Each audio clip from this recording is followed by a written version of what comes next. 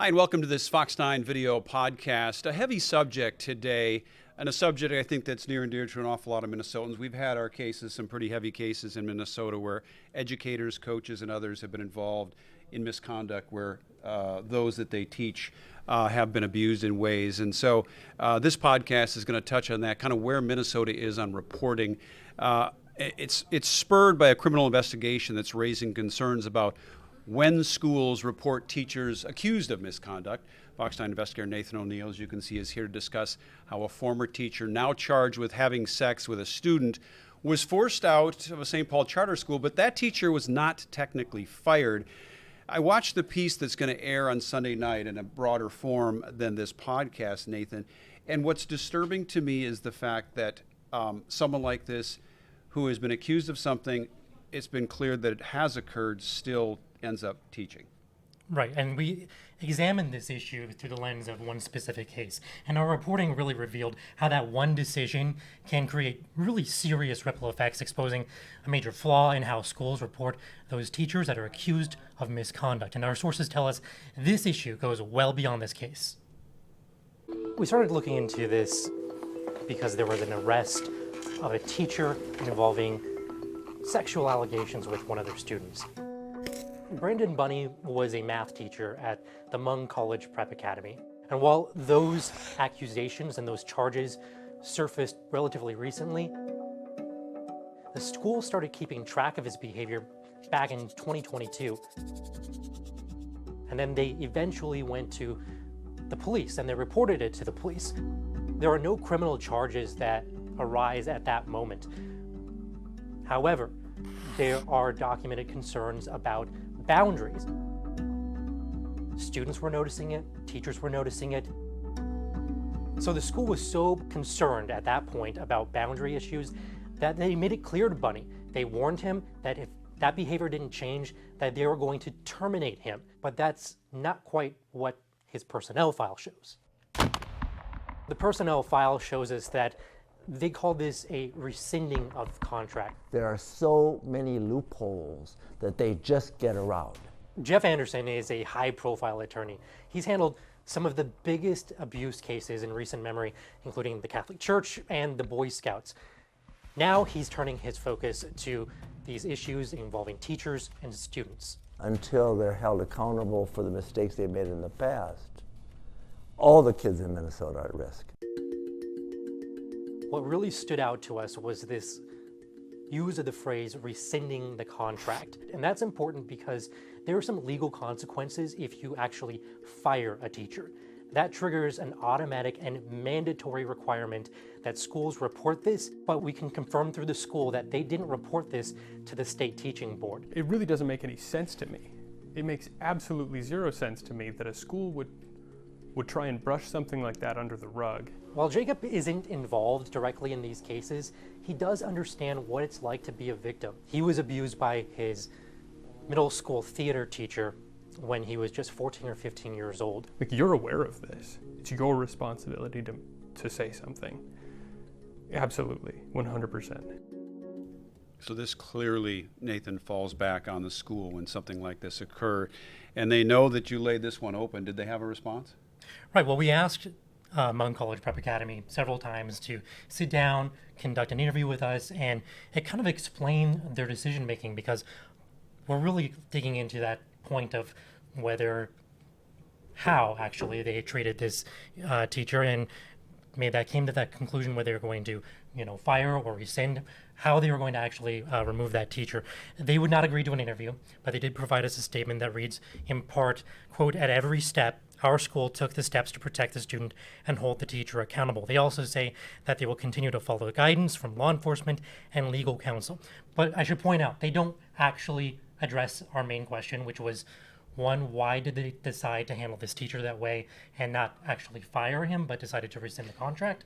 And why they didn't make the decision to report his behavior to the state teaching board. And that leads me to my next question is, and that's really where the rub is on all of this, is the statutes are fairly gray, and they can change sort of the title of what they're doing with that particular teacher or educator. Why don't they, or why didn't they in this case, report this to the teacher board? Plain and simple, it's kind of left up to the local districts to make that decision, make that judgment on how they're going to handle it. As you mentioned, state statute lays out what's supposed to happen if a teacher's under investigation for misconduct and they're actually terminated, they resign, they're suspended, put on leave, something like that. That would require them to legally report it to the state teaching board. But what we found in our reporting is that there are schools that are actually using other methods, alternative methods, whether it's rescinding a contract, not renewing it, or coming to a separation agreement with the teacher. So that's kind of where that gray area lands. We took that question to the state teaching board for a little bit more clarification on what that really means, what are they supposed to do, and we have a clip of that interview with the director. Is it possible that certain cases could slip through the cracks that way? So where there are maybe areas where there's grayer areas, or maybe they seek clarity from their counsel, ultimately we don't have control over what their decision is. And that's where the board says it's kind of up to the school to make that judgment on whether they should report it or not. What if there's a teacher that was being investigated for some sort of misconduct and the school decided to rescind or not renew a contract? The board strongly believes that it is a district's duty to report incidents like that. We believe that it is both the moral obligation and the right thing to do. If it's the right thing to do, shouldn't that be codified in state law? Yeah. Is the law not clear enough then? There's definitely room for clarity around that statute. And that's the part that I wanted to ask you about, because it's curious to me, and certainly anybody who will be watching and listening to this, is what is the downside to reporting it? If you have someone who clearly has shown a track record of some sort of inappropriate behavior at the very least, what's the downside to reporting? I mean, it seems like that would be the first thing you do. Right, and I think in our interview with Director Bailey, she echoed that sentiment, which was they would rather schools be overly cautious and report it, even if there is a faint suspicion, than to underreport. There is something called like a exemption from liability. So these schools won't get in trouble if they report it and it actually doesn't come to be true. But it goes back to the board saying this is a moral and ethical thing to do. But the rub, again, is that it's left up to these schools and often to the legal counsel for these school districts to kind of make that judgment. And that's where we're seeing... Are they worried about getting sued, or...? You know, it's hard to tell because, those are the questions that we wanted to have answered in those interviews with the school. But I think in speaking with advocates who are critical of this, it may certainly be easier to get teachers out of the school just by not renewing a contract versus a more legal entanglement of actually firing a teacher. There's due process. It might take longer. But it's really unclear why those decisions are made without going to the schools directly. You have Jeff Anderson, who has a history of litigating child sexual abuse cases with the Catholic Church, and now certainly has a keen eye on this sort of thing too. But I think, as he stated when we were covering these stories with the Catholic Church, kicking the can down the road is a problem, which is what you're kind of saying they do when they label these things different, something other than firing them. Is that one of the biggest concerns, not only among the legal side of this, but the victim advocates?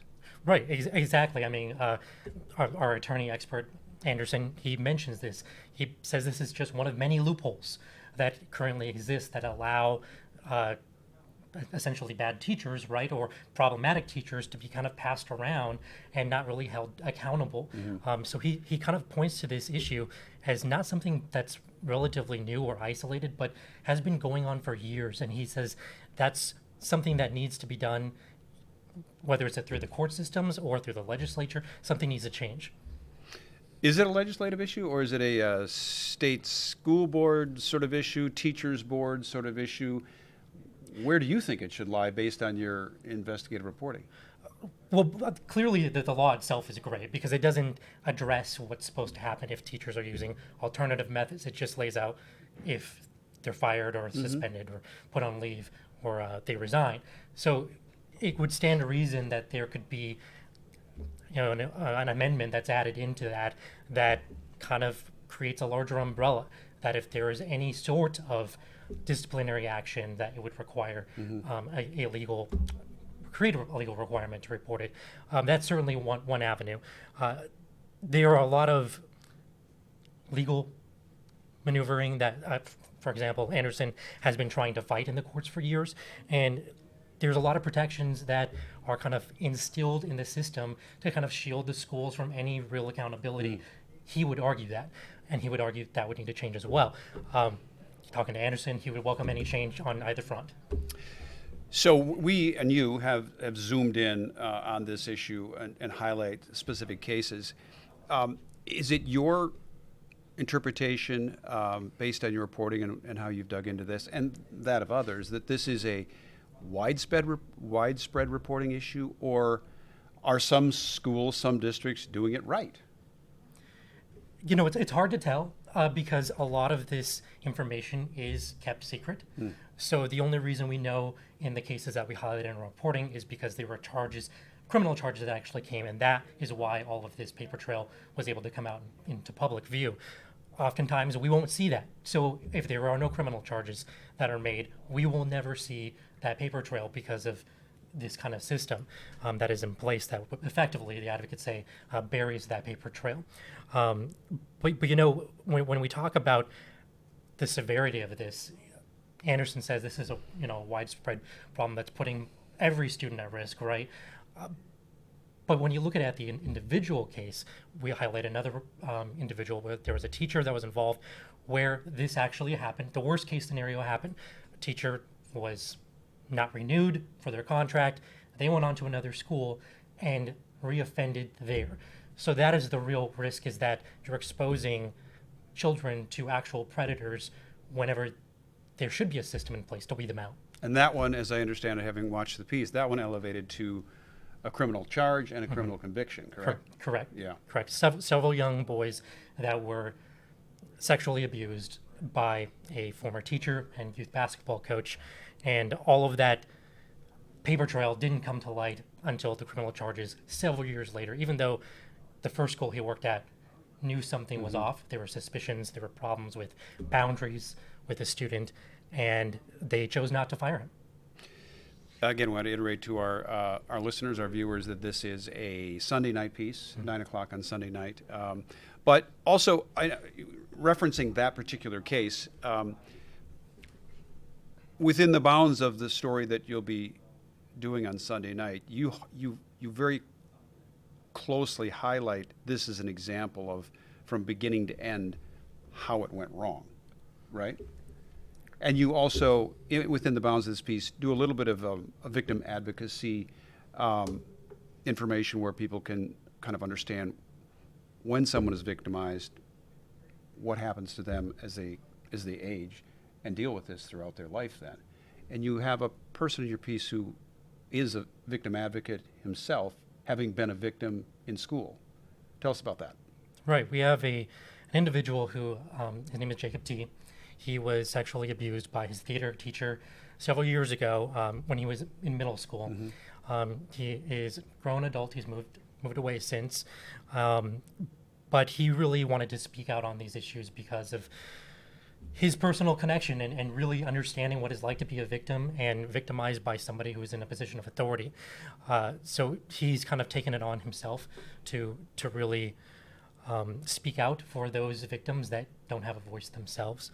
And before we have some more sound from him, but I want to get back to this issue of not reporting. We did directly ask the state teaching board what happens if a school doesn't actually report it. Yeah. And it's key because you'll kind of see this lapse in accountability, at least on the school's side, and the understanding from the state level. So let's take a look at that real quick. If something isn't reported to us, unfortunately, we find out the way any other member of the public does, and that is, I think, the flaw and why we expect people to abide by the statutory requirements. Seems like an honor system. And I mean, but that is the law in general. That's the law in general, right? Right. I mean, we Right, put but things there- in but- law, but people there's- choose if they abide. So that's Right, kind but, of a, but there's like a remedy if it's following the law. Like there's accountability if you're not following the law. If it's not as clear, it doesn't seem like there is accountability. that's fair. We're trying to pound home the point that just because there's gray area doesn't make it okay, essentially, right? Right. And speaking to our victim advocates, I mean, that's really what is the whole point of this. Yes, there may be a legal framework that you can work within, but there's something just called humanity, Moral. moral obligations, ethical obligations, just doing the right thing. Right. And he really hammers home that point when he spoke to us about what the expectation should be for all of the children in Minnesota and how we deal with these types of potential predators.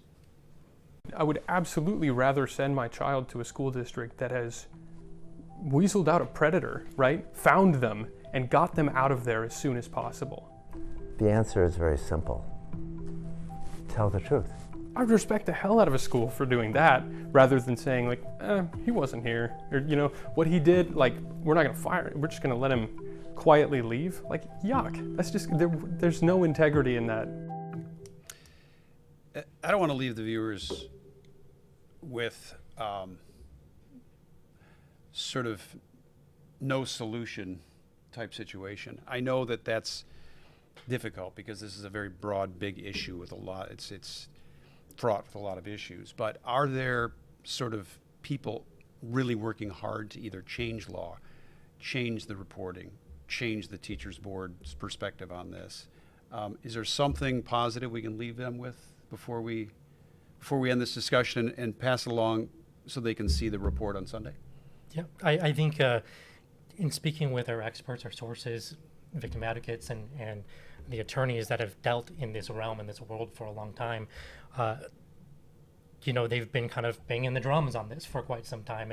And it's stories like this that they hope will generate discussion, possibly generating ideas for solutions, get the attention of lawmakers, people in power, to really close these systemic problems. Because yes, there is discretion, yes, there's decisions to be made, but there's also something to be said about having a system that allows that. Yeah. We really want people to watch this Sunday night during our 9 o'clock newscast. So if you could, in the last minute or so we have left here, just kind of summarize Sunday night's piece for us. What should people expect to see? What are a couple of the takeaways so that they know what's coming their way on Sunday? Sure. We're taking a deep dive into this issue of how schools across Minnesota are reporting problematic teachers, allegations of misconduct, and the flaw in this system that kind of really exposes not only children across Minnesota, but and at the schools that they're generally at, but potential future children where those those students could be exposed to teachers as well. So there are real ramifications. There are real serious issues at play here. This is not something that is happening in a vacuum. It is quite frankly a very serious topic, and it's hard to digest for a lot of people and hard to stomach and hear, quite frankly. But we hope that people will listen to the advocates and the victims who have been affected by this, and potentially maybe change can come. Yeah, invoke change and possibly change some people's minds when they have the ability to make the decision on how these things are reported, how these things are dealt with. They make the right decision. Right. Accountability is key. All right, Nathan. Again, that piece, it's part of our Fox 9 investigative team. Nathan O'Neill, nice work. We'll look forward on Sunday night. Take care.